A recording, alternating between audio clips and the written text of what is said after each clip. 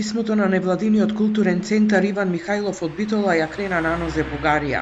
Откако вчера бугарскиот председател Румен Радев ги повика шефовите на безбедносните служби да преземат мерки поради наводни повреди на правата на бугарите во Македонија, утрово и министерката Захариева во интервју за БНТ рече дека над 100.000 граѓани во Македонија имаат бугарско државјанство и недозволиво е да се дискриминираат и заплашуваат поради тоа. Недопустимо е 21 век, вижте, да има дискриминација. Те се опитваха да обвиняват Българија, че тя отрича правото на самоопределене на техните граждани. Не, с тези действия излича, те отричат. Вижте какво се случва там, когато всеки някой, който да било дръзне публично, дали е политик, дали е анализатор, дали е историк, няма значение, дали е журналисти, такива случаи имаше, но журналисти, техни журналисти, които дръзнаха да дадат интервюта в наши медии, които дръзнаха да изкажат различно мнение, казаха, че трябва да се разберем с България, че трябва да вървим напред заедно.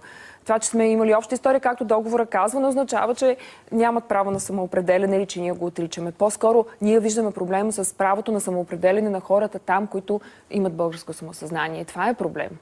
Во писмото кое културниот центар Иван Михајлов од Битола го испрати до бугарскиот државен врв, побара олеснување на процедурите при добивање на бугарско државјанство за оние граѓани кои на предстојниот попис во Македонија ќе се определат како бугари, но и се пожалија дека се соочуваат со бугарофобија и стравуваат слободно да се изјаснат. Тоа беше повод вчера председателот на Бугарија Радев да ги повика првите луѓе на безбедносните служби, а по средбата беше соопштено дека било разговарано за преземање на времени мерки за заштита на правата на бугарските граѓани во странство, кога тие се нападнати само поради нивната национална самосвест, со образложение дека имаат сигнали за чести повреди на правата на луѓето кои се идентификуваат како етнички бугари во Македонија.